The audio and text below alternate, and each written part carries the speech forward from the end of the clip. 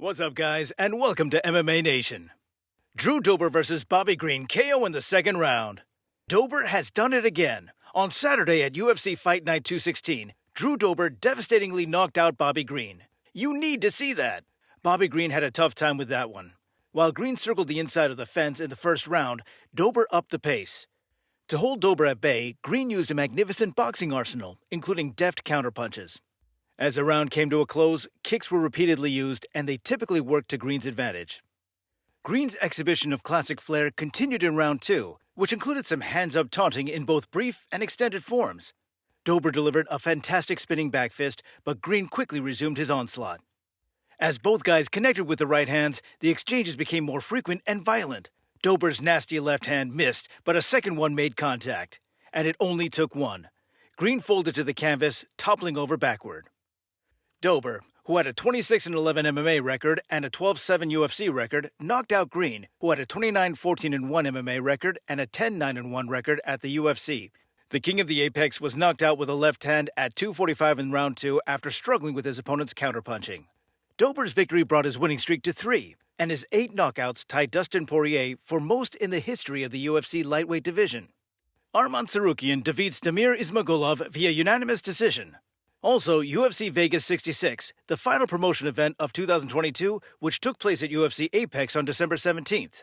Despite practically going unnoticed in the lead-up, the event featured a strong lineup of matches and fast-paced action. In a lightweight matchup, Arman Tsarukyan and Damir Ismagulov faced off. Tsarukyan wrestled his opponent for 15 minutes, opening the fight with some heavy kicks. The talented Armenian kicker timed a double leg to bring Ismagulov down close to the fence. Ismagulov emerged immediately, but he was caught in Tsarukyan's hands along the fence and was unable to move. Ismagulov quickly reverted to mount, but Tsarukyan nearly immediately stood back up to attempt another takedown. Ismagulov got loose with a little time left and scored some straight shots as well as a nice left hook to the liver. Early in the second, Ismagulov resorted to striking the body. Tsarukyan threw Ismagulov to the ground with a single leg dump when he attempted to move behind a knee. After some scrambling, Tsarukyan fully took the back for the first time. For a moment, Ismagulov was able to fight himself and get back to his feet when Tsarukyan attempted to apply the rear naked choke. Ismagulov had achieved true separation with 1 minute left, but Tsarukyan quickly rammed him back into the fence. The Russian was battling valiantly, but after 10 minutes, Tsarukyan's pressure had simply suffocated him. Early in the third, Ismagulov blocked Tsarukyan's initial attempt to drag him down. Ismagulov was fighting aggressively, but Tsarukyan's kicks held him back until the landing of the double leg. Although time was running out, Ismagulov fought brilliantly to evade back control and leap to his feet. With 90 seconds left, Tsarukyan successfully executed another trip takedown, grabbing Ismagulov's back as he attempted to stand up. He put on a strong performance to secure the victory by hunting for the choke and riding in top place at the end of the round. This was Tsarukyan at his unrelenting best. Ismagulov avoided being badly dominated because he's a damn good wrestler, but he was unable to make any meaningful offensive gains. Both fighters looked better than their rankings imply. However, after a back-and-forth battle between the two competitors, the Armenian fighter won by unanimous decision. Amir Albazi defeats Alessandro Costa via KO in the third round. The Prince has once again kept his record of being undefeated in the octagon intact. After winning at 2:13 in round 3 of the flyweight main event at UFC Fight Night 216 in Las Vegas, Albazi, who held a 16-1 MMA record and a 4-0 UFC record, knocked out rookie Alessandro Costa, who had a 12-3 MMA record and was 0-1 in the UFC. Albazi dropped Costa with a vicious right uppercut. The lights were completely out after 2 additional punches and a third punch which narrowly missed. Costa was saved when referee Keith Peterson jumped in to break up the fight. In 4 UFC appearances, Albazi now has 3 finishes and 4 wins. He was initially supposed to face Brandon Royval, but Royval withdrew due to an injury. Albazi brought Costa's 7-fight win streak to an end. Jared Cannonier defeats Sean Strickland via a split decision. On Saturday night, Jared Cannonier and Sean Strickland, the last team to enter the octagon for the year, brought an eventful, unexpected, and thrilling year of UFC action to a close. It was one final standout at the UFC Apex before breaking for the holidays and getting prepared for what should be an incredible year in 2023. Here's a look at what transpired. In the final bout of the year, middleweight contenders Sean Strickland and Jared Cannonier engaged in a heated clash of styles in which neither side was willing to give up a point. Both fighters were effective during the opening 2 rounds, with Strickland working behind his consistently precise jab, while Cannonier excelled with big low kicks. In the middle section, both fighters began to let loose a little more, with Strickland increasing his output and Cannonier hitting some of his most powerful blows of the match. Strickland began the fourth round by stinging Cannonier and increasing his volume of punches, but the recent title challenger withstood the storm and increased his pressure in the second half of the round. Similar patterns emerged in the final round of the year, with Strickland responding with more volume and Cannonier striking with greater individual power shots. When the scores were tallied, the judges were split. All three referees gave the contest a score of 49-46, with Cannonier coming out on top to close the year by winning again. Gilbert Burns says someone is lying regarding Jorge Masvidal's fight offer. Gilbert Burns continues to insist that the UFC offered him Jorge Masvidal on multiple occasions. Although Gilbert Burns certainly wanted to fight Jorge Masvidal in his next UFC outing, after months of back and forth, he's moving on. Backstage at UFC 282, Burns said he was surprised because Jorge Masvidal said his name multiple times on a couple of occasions in different interviews. Masvidal fired back ferociously when Burns, who had been patiently waiting for several months, accused him of declining several fights. Masvidal claimed that he had never been offered the chance to fight Burns. The Brazilian vet is certain that there was an offer, at least on his end. Hello, everybody. What's up? Sorry, been missing. Your boy's been spreading his words, doing his thing, making sure this country stays free as can be. I love all of you, left to right. Midterms are over already, so now I can focus on some other things, like myself and being selfish. So I gotta address this little bitch that I usually wouldn't have time for, but I'll make some time for you today, Gilbert. Hunter, if you're hearing this or when you see this, can you please tell this bitch I never agreed to November, December, or January?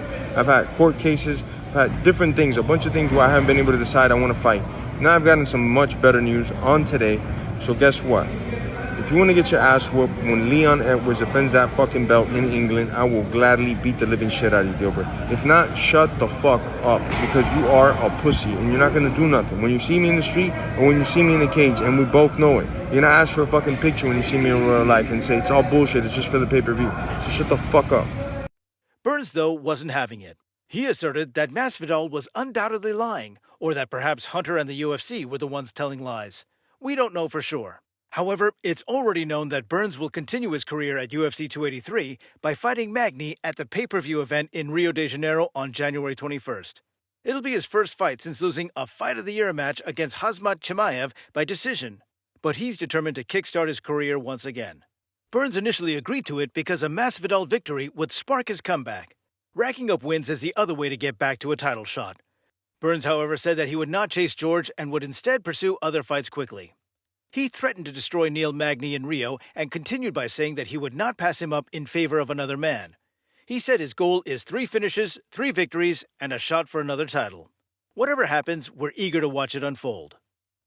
TJ Dillashaw opens up on retirement after shoulder surgery and weighs in on Conor McGregor withdrawing from the USADA pool. Former UFC bantamweight champion TJ Dillashaw has spoken about his decision to retire from MMA after 22 professional fights for the first time since it was disclosed. Dillashaw, who holds a 17-5 MMA record and a 13-5 UFC record, did not withdraw from the title fight against Aljamain Sterling at UFC 280, despite suffering a shoulder injury during training camp. He said his shoulder popped out numerous times in preparation, but he still traveled across the globe to Abu Dhabi with confidence that he can get the job done and become a 3-time champion. Unfortunately, his intentions immediately fell through when his shoulder popped out during the first round of his fight with Sterling, resulting in a second-round TKO loss and yet another shoulder operation when he got back to the United States. Before his previous fight, Dillashaw said he discussed retirement with his wife, but it wasn't a done deal. However, just a few days after informing the UFC of his decision, plans to release the news on his terms were foiled when the algorithm-driven Twitter account UFC Roster Watch informed its followers of Dillashaw's withdrawal from the active roster. The 36-year-old fighter did not plan for the public to learn about his retirement in the manner that it did. Regardless of how the general public was informed, the former champ is content with his choice for the time being, despite being unable to compete in good shape. Also, the former UFC bantamweight champion Dillashaw agrees with Conor McGregor's decision to remove himself from the U.S. anti-doping agency testing pool. McGregor, who holds a 22-6 MMA record and a 10-4 UFC record, broke his leg in a TKO loss to Dustin Poirier in July 2021 and has not been tested since till 2022. Although there are concerns about the manner he's already bulked up, Dillashaw believes McGregor made the right decision for his recovery. Before being allowed to compete once more, McGregor must re-enter the pool and complete 6 months of testing. Dillashaw doesn't care if McGregor used performance-enhancing drugs during his absence as long as his test results are clean at the time. Well, Dillashaw is no stranger to being on the wrong end of the USADA's testing. The former two-time bantamweight champion was tested 25 times in 2021 after serving a 2-year suspension for a positive EPO test in 2019. Alright guys, that wraps up our video for today. Please give this video a thumbs up, hit that subscribe button, and do well to check out our other videos. Thanks for watching, and we'll see you in the next one.